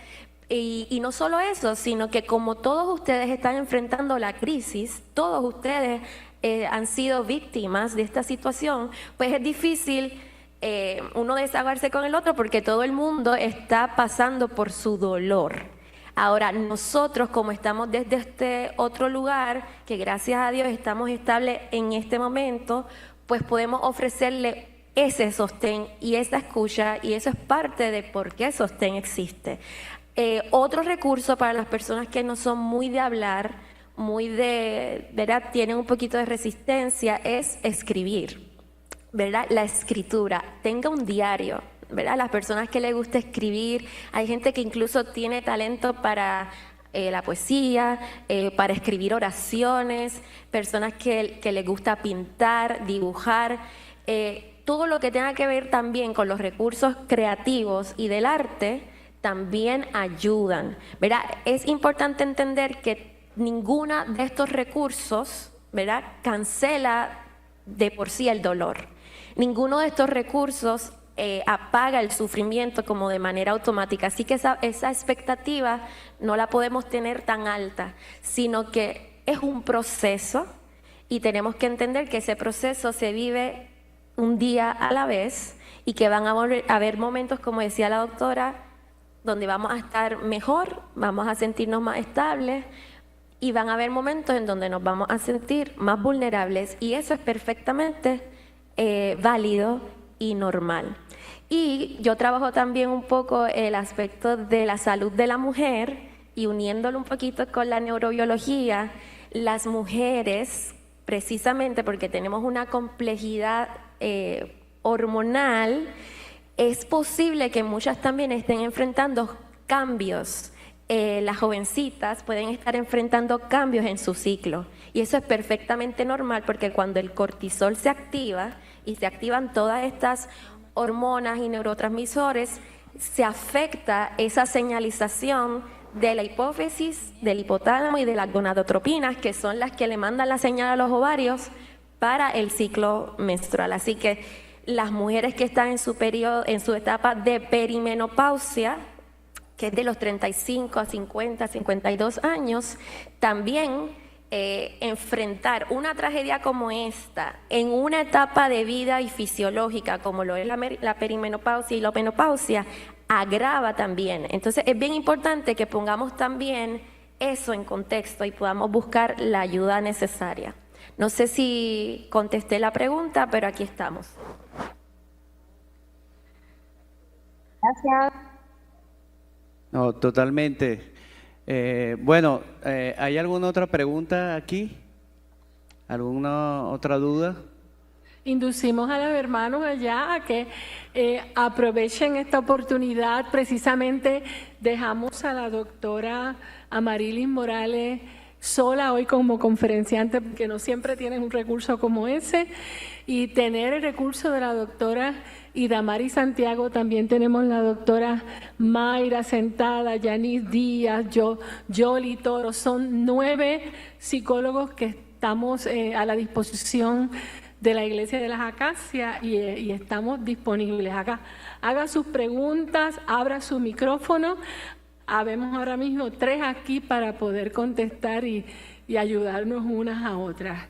Importante, en lo que alguien más hace una pregunta, hay que acentuar, porque entiendo que deben haber profesionales de la salud dentro de las personas que están escuchando, acentuar que la autorregulación de una víctima muchas veces empieza con la corregulación.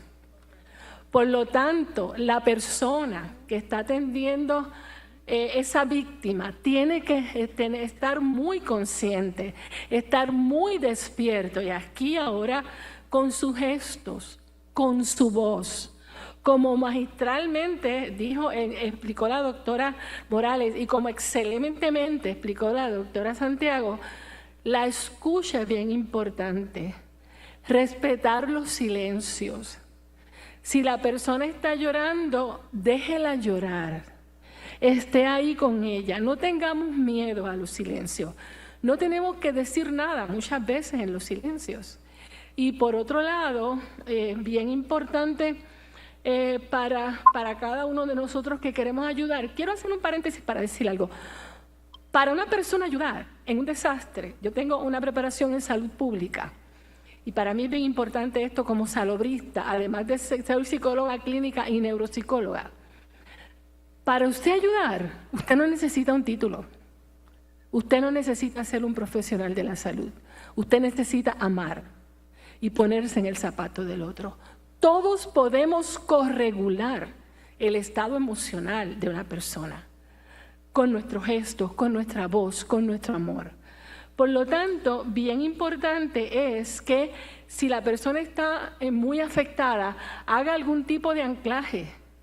Y como a un niño, llévelo de la mano. Eso es bien importante.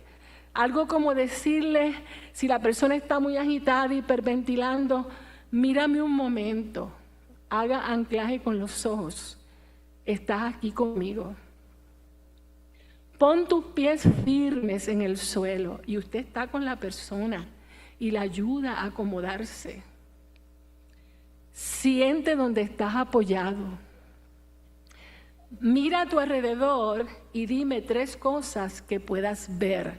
Usted lo que está buscando es que la persona, todo ese sistema, esa amígdala terrible, como nos explicó la doctora Morales, comience a descender toda esa hipervigilancia, toda esa activación de ese cerebro emocional que cuando hace ese ruido es un ruido intenso.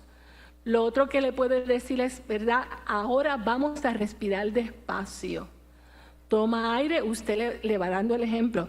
Tome el aire suavemente, déjalo salir un poco más lento. Y también decirle que no todo hay que resolverlo al momento. No tienes que resolver nada ahora. Vamos paso a paso. ¿Qué estamos buscando con esto? Estamos buscando realmente que la persona pueda estar ahí con usted. Que la persona pueda regresar a ella. Y si fuera posible, que pueda utilizar su pensamiento más inteligente, esa planificación de la conducta, proyectarse al otro día, proyectarse en la próxima semana, si fuera posible. Todo esto puede ser muy lento y el que ayuda tiene que tener mucha paciencia y mucho amor. Y otra cosa, pudiera ser que esa ayuda no sea tan efectiva, no se frustre usted si es el que está ayudando. Entienda todo lo que dijo la doctora Morales. La persona está irritable, está triste, está alterada. Eso es una realidad.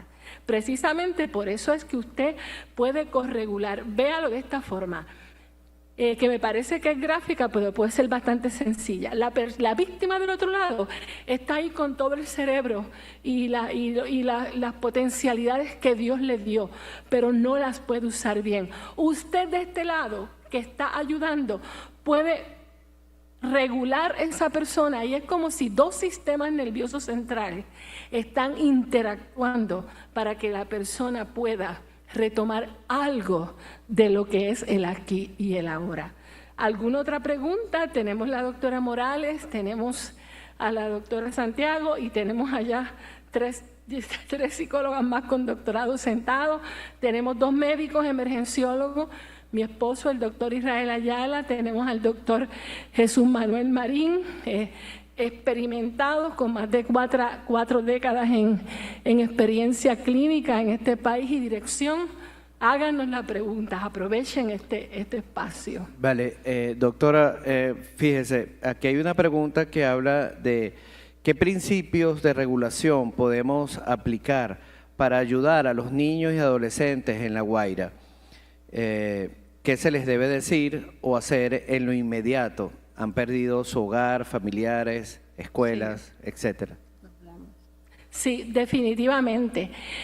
Cuando vamos a trabajar con un niño, y aquí voy a incluir a la doctora Santiago porque ella también trabaja con niños, cuando vamos a trabajar con un niño o un adolescente, tenemos que tener en cuenta en qué estadio está. Tenemos una niñez temprana, una niñez media y una niñez tardía. Tenemos una adolescencia temprana, una adolescencia media y una adolescencia tardía. Asimismo, la estructura cognitiva, emocional y conductual de ese niño y de ese adolescente está a la par de su estadio. Por lo tanto, casi siempre con los niños tenemos que hablar, y con el adolescente temprano, de forma concreta, aquí y ahora. Ellos van a entender lo que está relacionado conmigo, lo que está aquí muy concretamente. Importante que en la adolescencia, todavía que pensamos que pueden entender tanto, no.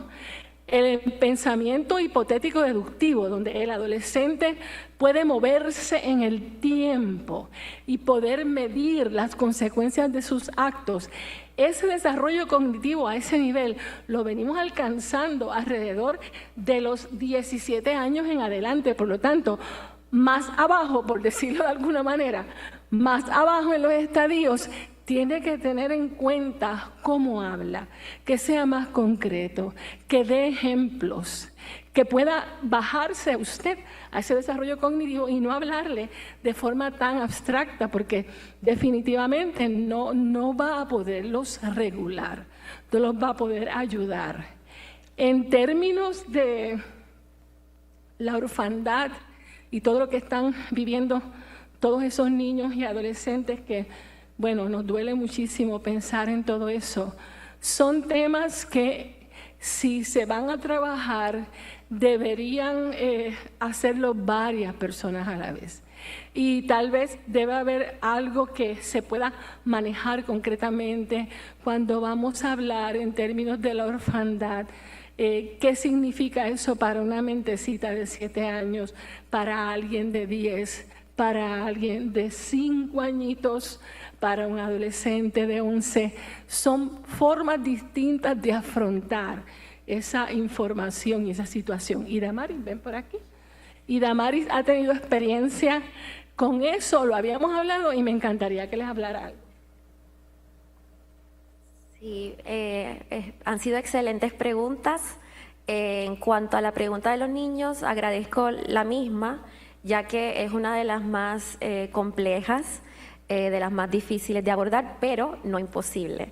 En mi práctica clínica, por ejemplo, yo trabajo un poquito desde el modelo psicodinámico y psicoanalítico y le damos mucho peso, número 1, al caso por caso. Si bien es cierto que hay muchos niños, ¿verdad? Y podemos hablar de una comunidad de niños afectados, ya sea que tengan a sus cuidadores vivos, ya sea que los hayan perdido. Nunca podemos perder de perspectiva el caso por caso. Ningún niño significa, ningún niño tramita un evento como este de la misma manera. Igual los adultos, igual los adolescentes. Dentro de lo común, dentro de este evento común tan trágico que no hay palabras, y mi corazón está con el pueblo venezolano día y noche, y los admiramos tanto, ¿verdad?, por esa entereza y esa fortaleza, pero recalcar que si bien es cierto, hay un evento que los une, un evento en común, no podemos perder de perspectiva las diferencias individuales. En el caso de los niños, un niño no necesariamente va a venir a un espacio con un psicólogo, por ejemplo, de sostén, no va a venir a sentarse, fíjese, doctora, que pasó esto y pasó lo otro, y cuando yo estaba aquí y allá. Puede ser, hay niños que son muy habladores, que les gusta hablar, que se sienten cómodos, que cogen confianza rápido con alguien que no conocen. Pero si vamos a generalizar un poco, los niños trabajan mucho con lo simbólico también.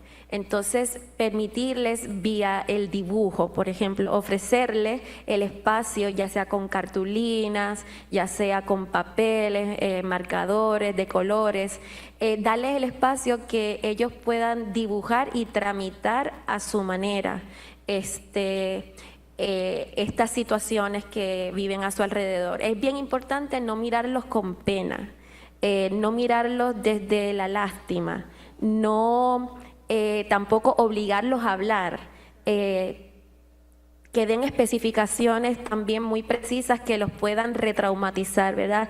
Yo creo que con los niños trabajar mucho el aspecto de la seguridad, que se sientan seguros, que se sientan en confianza, que ustedes los líderes, la iglesia, puedan ser como sobre todo en el caso de los huérfanos, como un sustituto simbólico de una figura de autoridad que los acoge. Ese sentido de pertenencia, de comunidad, es bien importante.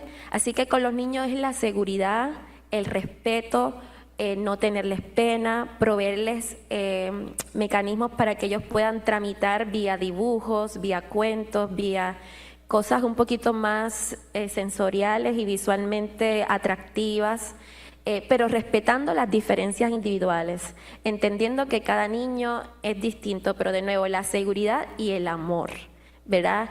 La mirada que calma, la mirada que refleja ese amor, esa empatía, ¿verdad? Y entender que nosotros, y esto es bien importante, y cuando uno está entrenándose como psicólogo lo enfatiza, nuestro rol es de ayudar, no es de salvar.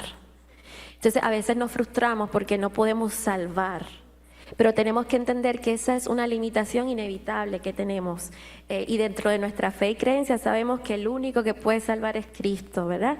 Así que siempre tener claro cuál es nuestro rol. Nuestro rol no es salvar porque no podemos, ojalá pudiéramos. Nuestro rol es contener, es escuchar, es observar, es hacer cernimientos, referir, es proveer espacios comunitarios donde esos niños puedan, sobre todo vía el arte, tramitar, hacer comunidad, hacer amiguitos, amiguitas dentro de esta situación, que no se sientan solos, pero el dolor de la orfandad, el dolor de la amputación, el dolor de que no tienen una casa, no lo podemos resolver, no se lo podemos quitar, sino que nosotros tenemos que fortalecernos para poder apoyarlos y dejar que ellos puedan traer su dolor a flor de piel sin ponernos nosotros tampoco esa carga de que tenemos que salvarlos porque es imposible. Así que son cosas inevitables, ¿verdad? Con las que tenemos que trabajar. Y también quería retomar un momentito, si me lo permiten, el señor que es bombero, ¿verdad? Sentí decirle que excelente, ¿verdad?, la labor que hacen, y es muy cierto lo que dice, ¿verdad? Las personas que son rescatistas, las personas que trabajan en emergencia en primera fila, mi admiración y la admiración de todos nosotros a esa frustración, que la quiero validar, porque escuché su voz, escuché su tono y sé que es algo que lleva en el corazón. Y aquí estamos también, si en algún momento necesita una escucha, aquí estamos los psicólogos de sostén, puede hablar con la hermana Mariali, podemos escucharle porque ustedes son muy, muy, muy importantes y tienen derecho a ser atendidos también. Así que ojalá haya podido contestar la pregunta. Han sido muy buenas las preguntas. Por aquí tenemos dos preguntas, ya estamos muy cerca de la hora de término, pero rápidamente quería comentar que si una persona de 30 años, voy primero con esta, ¿Qué principios de regulación podemos aplicar para ayudar? Ah, no, esta es la primera. ¿Cómo debe ser la regulación y apoyo para adultos mayores con ansiedad, temor, que si se mueve la cama saltan, dicen que están temblando a pesar de que ya vamos a más de un mes del evento, ¿no? Esa es una pregunta. ¿Cómo podemos ayudar a un adulto mayor que se encuentra en una situación también de alerta, ¿no? Y la otra pregunta es si una persona joven de 30 años con autismo no medicada después del terremoto se niega a subir a su apartamento donde vive con sus padres en un piso 12 porque no quiere, le da miedo estar allí. Toda su familia ya subió y están habitando su vivienda, pero ella no quiere vivir allí. ¿Se le debe forzar o qué se debe hacer? Por favor, gracias. Muy bien. Voy a contestar la primera pregunta de algunos aspectos rápidos de la regulación. Tenemos por aquí la doctora Mayra, se me escapó tu apellido, Berriot, que trabaja con adultos de la tercera edad. Tal vez ella pueda decirnos una que otra cosita sobre eso. Y déjeme coger lo primero que preguntó. Puntos importantes en la regulación efectiva en el adulto. La seguridad primero. Llevar a la persona cuando sea posible a un lugar físicamente seguro, alejado de estructuras inestables, ruido excesivo, multitudes y otros estímulos amenazantes. Es difícil regular emocionalmente a alguien cuyo cerebro todavía percibe peligros reales. Eso es bien importante. Presencia humana calmada, acercarse despacio, identificarse, hablar en voz serena y utilizar frases cortas como estoy aquí con usted, ahora mismo estamos en un lugar seguro, vamos paso a paso. Esto es bien recomendado por la Organización Mundial de la Salud. No presionar a la persona a hacer debriefing. Este no es el momento para que la persona vuelva a decir todo cómo pasó, no le haga preguntas de esa índole, pero si lo trae la persona, usted lo valida, usted lo escucha. En tercer lugar, una orientación al presente. Si está muy desorganizada la persona en la conducta, ayudarla a identificar dónde está, quién está con ella, qué está ocurriendo ahora. También puede dirigirse suavemente a la atención con usted, que esté atento y haga anclaje con sus ojos. Mírame, siente tus pies apoyados en el suelo, lo que dijimos ahorita. Dígame qué puede ver alrededor. Es bien importante, que parece muy simple, pero no. Lo ayuda a estar en el aquí y en el ahora. La respiración lenta sin forzarlo. Si la persona la tolera, invítela a disminuir gradualmente el ritmo respiratorio. Esto la doctora lo explicó muy bien. El sistema simpático y parasimpático están interactuando en ese momento y es posible calmarlos bastante, especialmente una exhalación e inspiración lenta, prolongada, y no nosotros exigirle cálmate, no funciona así. Funciona que usted trabaje con la respiración, que le dé seguridad. Pedirle a una persona que está completamente arrestada por el evento, que tiene su pensamiento ejecutivo bajo el control del miedo y del pánico, es muy difícil. Atender las necesidades corporales básicas, agua, alimento, abrigo, descanso, reunir a las personas con sus vínculos seguros. Ahora está con usted, pero ¿dónde hay familiares vivos? ¿Quiénes son? ¿Dónde están? Donde más segura se va a sentir esa persona es donde están sus vínculos seguros. Si no están los familiares, su otra familia es la iglesia. Su otra familia extendida es su iglesia, los hermanos en Cristo, la comunidad de fe. Devolver pequeñas decisiones. ¿Prefieres estar sentado aquí o allá? Algo tan simple como eso. ¿Quieres agua? ¿A quién quieres que llamemos? Después de experimentar una situación tan dura como esta, las personas tal vez hay que repetirle mucho, cosas tan sencillas como ¿dónde vas a dormir esta noche? ¿Quieres que llamemos a alguien? Información breve, cierta y repetible. Explicar qué está ocurriendo en ese momento, cuál será el próximo paso. Hay que dirigirlos bastante. En un evento como este hay que dirigirlos. Y obviamente la promesa de que todo va a estar bien es algo que no lo podemos garantizar, porque no podemos ni siquiera garantizar cuántas réplicas pueden venir. En este momento conmigo estamos aquí bastante seguros y usted ahí le da una especie de seguridad y una información cierta de que ese espacio entre ustedes está pasando y puede contar con ese vínculo. Y reducir, obviamente, como dijimos, la sobreexposición y ese debriefing que muchas veces ellos traen, y permítale llorar, lo que dijimos hace ratito, y permita los silencios, y usted como terapeuta o como hermano en Cristo no tiene que hablar nada en los silencios. Deje que la persona llore, espere por esos silencios y cuando sea apropiado usted habla. La oración es importante, la espiritualidad, el poder de la oración, el poder de la lectura de la palabra, la presencia de la persona del Espíritu Santo como hecho real, que sabemos los creyentes, es real. Y puede ser ese componente primario y tercer componente, la persona, usted y el Espíritu Santo, el Señor en ese lugar. ¡Qué maravilla! O sea, eso suma potencialidades. Dejo por aquí a la doctora para que haga el cierre. Si hay alguna otra pregunta. Oh, ¿verdad? Sí, la pregunta.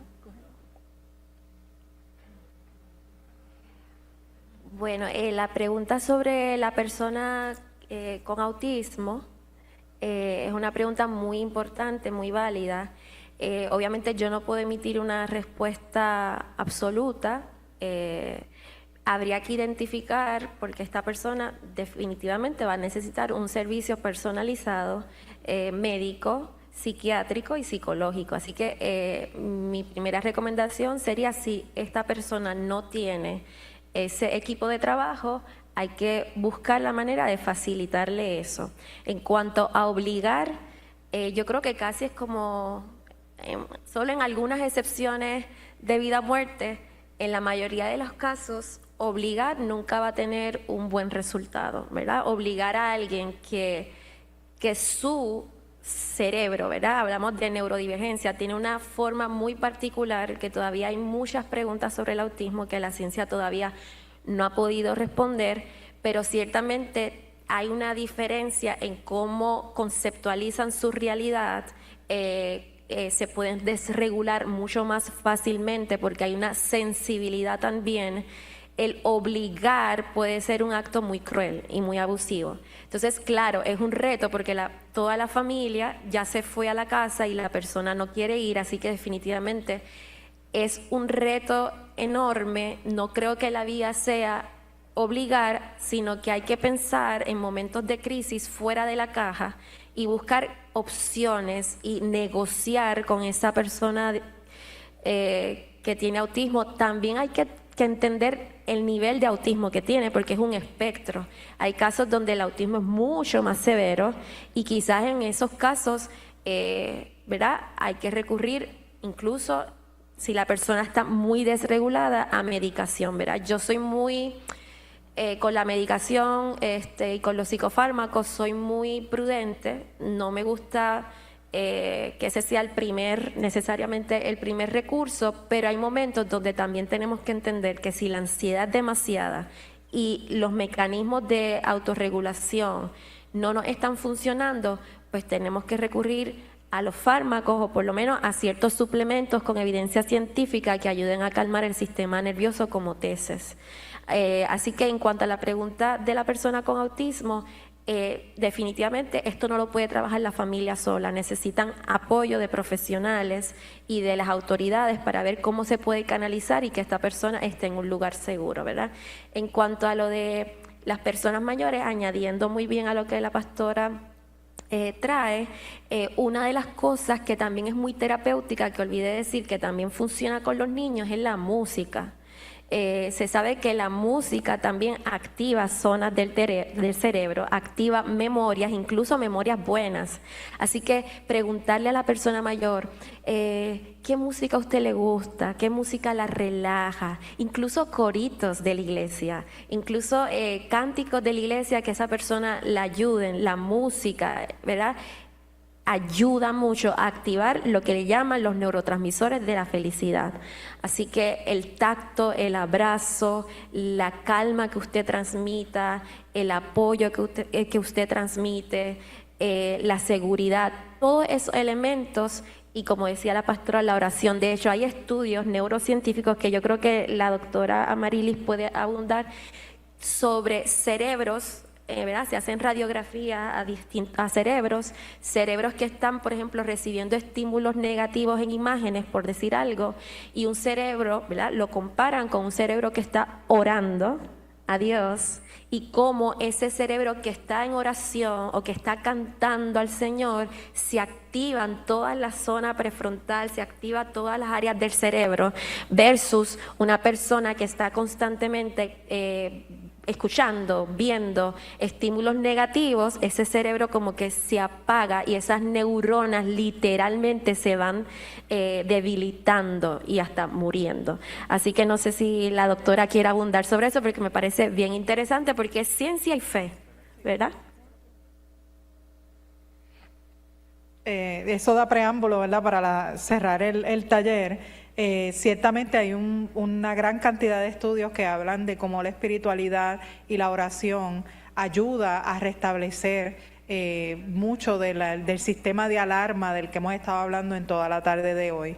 Y podemos, ¿verdad?, pensar que al principio de cuando hacían estos estudios estábamos bien lejos de mezclar a Dios con la ciencia, pero yo creo que ayer yo tuve una conversación con un colega que me preguntó cómo tú, siendo científica, sigues siendo creyente. Y yo, pero es que no hay ningún otro lado para donde mirar. La ciencia tiene un límite, pero Dios no, ¿verdad? Entonces, esos estudios con el tiempo nos han ayudado a identificar áreas del cerebro que se fortalecen con la oración y con la espiritualidad. Así que eso es un elemento y una herramienta que ayuda también a nivelar nuestro cerebro y ayudar a nuestro cerebro a restablecerse. Esto, y quiero terminar con este tipo de reflexión, esto no es algo que va a surgir de ayer y de hoy. Esto va a tomar tiempo. Pero todos los procesos toman tiempo. Todos los que creemos sabemos que todo toma tiempo. Así que ciertamente hay que dejar el espacio para la renovación sin alejarse de quienes nos pueden ayudar, de nuestra familia inmediata y, como decía la pastora, de nuestra familia y nuestra comunidad de la iglesia. Y voy a leer nuevamente lo último que les leí de Romanos, porque para mí es bien significativo. Romanos 5, del 3 al 5. Y no solo esto, sino que también nos gloriamos en las tribulaciones, sabiendo que la tribulación produce paciencia, y la paciencia carácter probado, y el carácter probado esperanza, y la esperanza no desilusiona, porque el amor de Dios ha sido derramado en nuestros corazones por medio del Espíritu Santo que nos fue dado. Así que la esperanza nunca defrauda. Y lo digo con el corazón en la mano, sabiendo y entendiendo que todo siempre trabaja alrededor de la voluntad de Dios y de la forma en que Dios se mueve entre nosotros. Agradezco muchísimo la invitación. Amén, amén. Y ¿verdad?, la oportunidad que Sostén me ha dado de compartir algo que es mi pasión, que es la neuroeducación. Caramba, muchas gracias, doctora Amarilis. De verdad, de parte de la audiencia que está aquí en la iglesia y de todos los que se encuentran a través de la plataforma de Zoom, queremos darle nuestra gratitud por tomar el tiempo y compartir con nosotros de su conocimiento. Ha sido de mucha ayuda y de mucha bendición para todos nosotros. Está siendo grabado y lo vamos a compartir con todos aquellos que quieran acceder a esta información tan importante que usted nos ha dado el día de hoy. Gracias, doctora Lisi, gracias al resto del equipo que está allí, a la doctora Damaris y a todos los profesionales que están allí con usted en la tarde de hoy, en la tarde-noche de hoy. Que Dios les bendiga y bueno, queremos cerrar.